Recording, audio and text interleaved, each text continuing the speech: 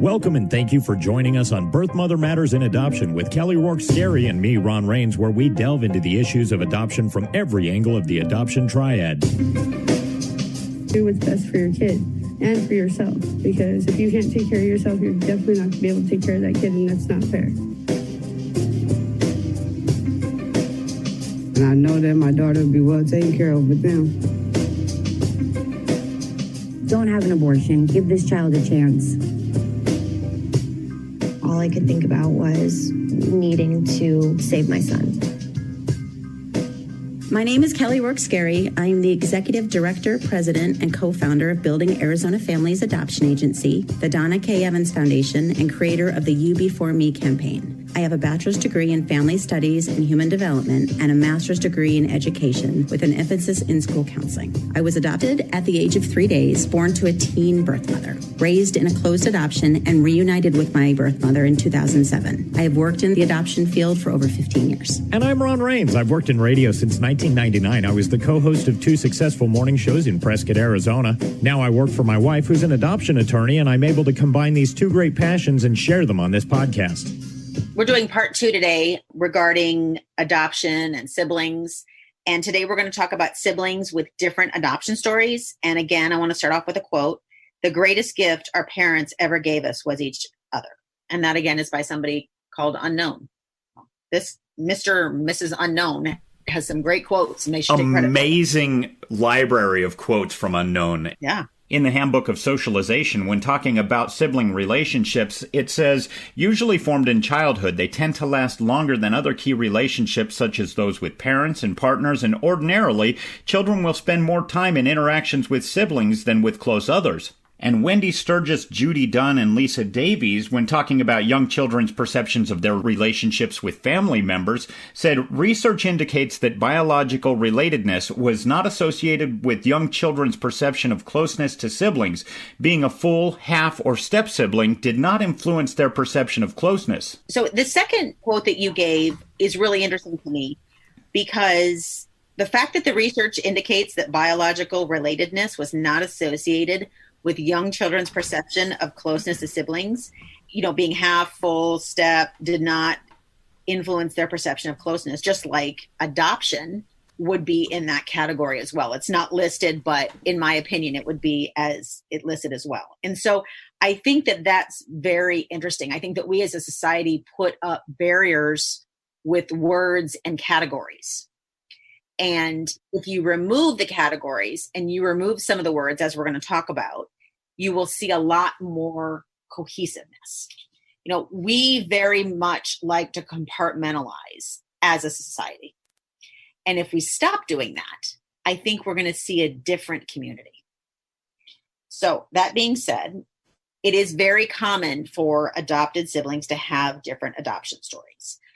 My brother and I were both adopted. Our birth mothers both placed us for adoption at the time that, we were born. And we have very different adoption stories.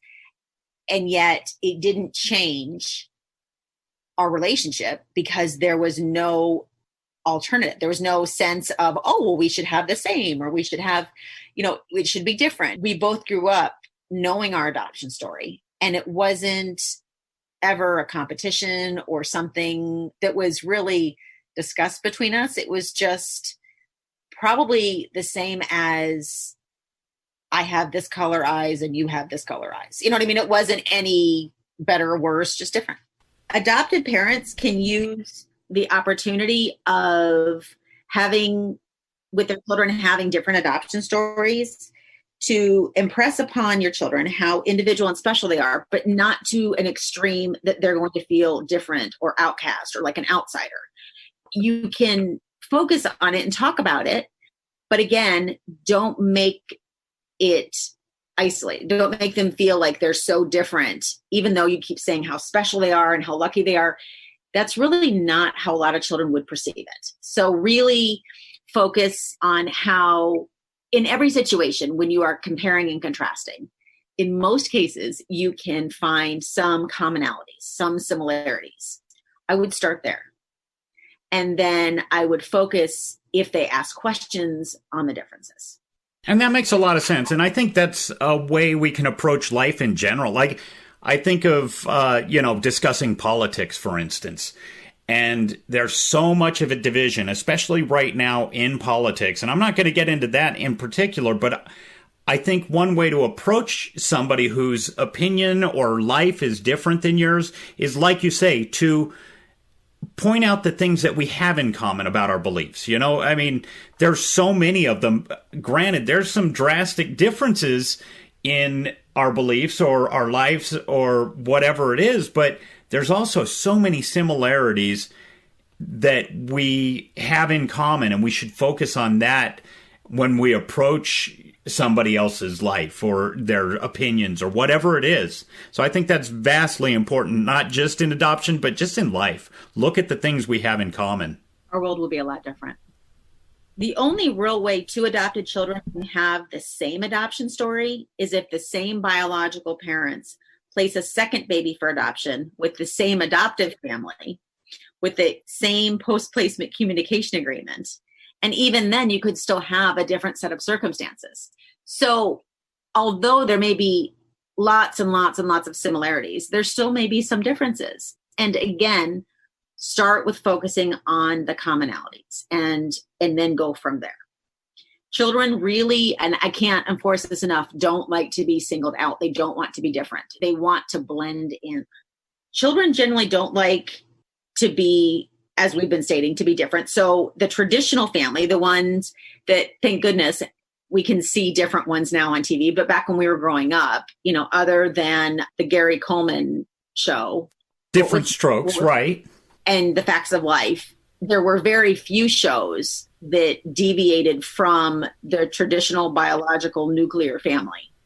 There just weren't very many. I think it's interesting that you bring that up, though, because at least when I was growing up, it seemed like the ones that did deviate, of course, there was the Happy Days and stuff, which was your traditional nuclear family. But when they did deviate, some of those shows were really popular and interesting. 8 is Enough. Like you said, Different Strokes with Gary Coleman. Facts of Life was obviously at a girls' school, so it was a different dynamic, too, than your traditional. So some of those shows really did stand out, even at that time. And I think I learned a lot about the different, even the Brady Bunch was a mixed family. So there was some, when I think back, you look at Little House on the Prairie, the Waltons, those families that were nuclear. Now, again, you're right. There were ones that weren't. And maybe it was my perception as an adopted child is the ones that were different were kind of my norm. I didn't know any better, but yet I knew that I wasn't in a biological nuclear family. Right. Okay. So, but I loved Different Strokes and I loved all of the shows. My favorite was Little House on the Prairie. Okay. So when you have the non-traditional nuclear family, you look at, well, what's opposite of that? Well, not really opposite, but what's outside of the non-traditional nuclear family? There are, adopted siblings, foster siblings, step siblings, half siblings. Again, we've created so many categories. And, some people would say, well, it's organization and it's, definitive. And we can look at the picture like this. But again, I think it just puts up walls and barriers. And I actually don't like titles before names. I like sisters and brothers and siblings. We have a blended family, and I don't like the term step. I don't like the term stepmom, stepdad, stepsister, stepbrother. And in our household, it is guided to not use those terms. Obviously, when they're outside our home or at school or whatever, they can choose to refer to whatever they would like to. But in our home, it's something that we discourage because, again, I think it just puts up barriers, and it lets people know that you're my sister, but not really, because I'm going to put this word in front of sister to kind of, put my hand out and kind of keep you at bay. And I don't want that. I want our children to look at each other as siblings. So I think that when we add words in front of sibling, sister, brother, it gives a shout out that it's not a traditional relationship. And even though it's just a word or a precursor, it doesn't give the same vibe. It lets somebody know, hey, this isn't not really, and who's to say it's not really? Right. And it really does put somebody, or maybe both of them, in that outsider box, my stepsister or my stepbrother. And I agree with you 100%. They should be, this is my sister, and this is my brother, whether they're step or adopted or whatever, like you say, the precursor is, they should just be your sister or brother or mom, dad, son, daughter. In developing a close family bond, it means shedding those barriers and stop feeling the need to explain the origination of your family and how you came together. When you walk up to somebody and you talk about your family, you don't grab your spouse by the hand and feel like you need to explain how you two got together and when you first met each other every single time you introduce them to somebody. And so why do that when you're talking about your children or they're talking about each other? What's really important is the stability and permanence children experience and parenting them to the best of your ability, not categorizing them and defining by how they came into the family, whether, again, they were adopted or whether they're foster siblings. Everybody wants to belong. And putting a precursor in front of their title in a relationship is just causing division, even if it's just in their head.